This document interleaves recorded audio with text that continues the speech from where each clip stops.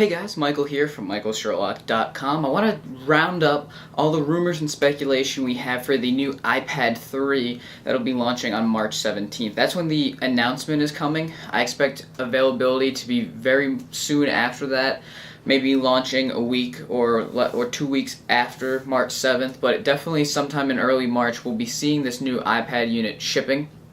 In terms of the one feature that we're very confident in our Retina display, which would be 1536 pixels by 2048 pixels, which is about 260 pixels per inch. Now that's not as high as the iPhone 4 and 4S, which is 326 pixels per inch, but this is still double the resolution of the current iPad and iPad 2, so that would make it very easy for developers to just double size their images instead of having to, use a completely new resolution. So basically the iPhone 4 was double the resolution as the iPhone 3GS. That's what the iPad 3 should be in terms of the Retina display. And, with that said, that's going to make apps a little bit heavier for download because the double-sized images, but some of the artwork will look really good.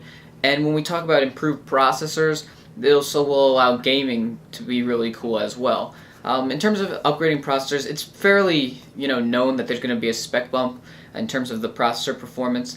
There are two competing ideas. Some people are saying that they're going to stick with a dual-core chip, modified version of the A5 called the A5X, which would have a better graphics unit in there, but basically the same architecture in terms of CPU processing as the A5. The other people are saying that there's actually going to be an A6 chip, which is going to be quad-core, much faster than the A5, and of course improved graphics performance as well. Now I can see sticking with dual-core for battery life, especially with the Retina display, and I can see going quad-core because you only update this once a year, and there's a lot of quad-core tablets coming out.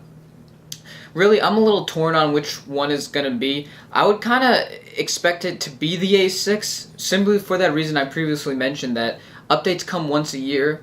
Apple isn't a company that is so set on, having an extremely impressive spec sheet, but at the same time, by the holiday season of this year, when the iPad 3 is still going to be Apple's only iPad offering in the lineup, there's not like there's going to be an iPad 4 that's going to have a spec bump.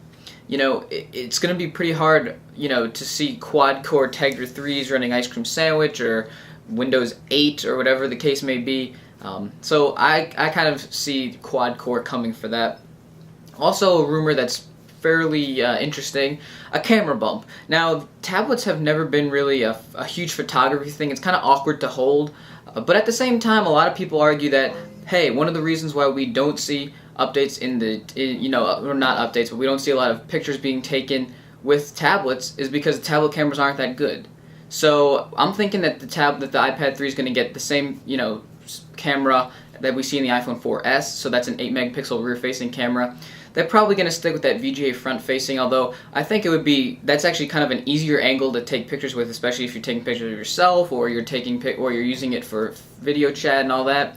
So maybe they'll update that. Right now it's 0.3 megapixels, so it wouldn't really be too hard for them to update that, but I'm thinking the rear camera getting bumped to 8 megapixels is probably what we're going to see in this.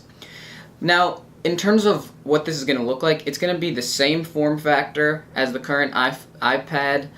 It may be a little bit thicker to accommodate some extra battery life, but that extra battery life won't necessarily be the goal isn't necessarily to extend overall battery performance, but I think the 3G versions are also going to be 4G versions, so AT&T, Verizon Wireless will have LTE radios built in.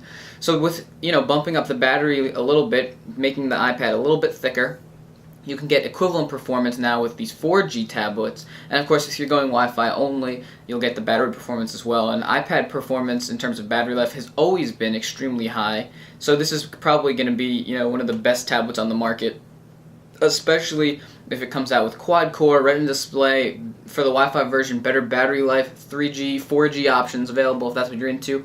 It's extremely competitive and takes a lot of the best features of all the other tablets on the market and merges them together.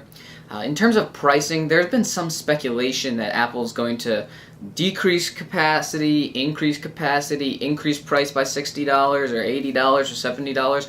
I don't think any of that makes sense. Obviously, I'm not an insider, but at the same time, looking at the trends that Apple has set, increasing prices, especially on iOS devices, is not something that they do. It's not a trend that they have established. In fact, they do the opposite.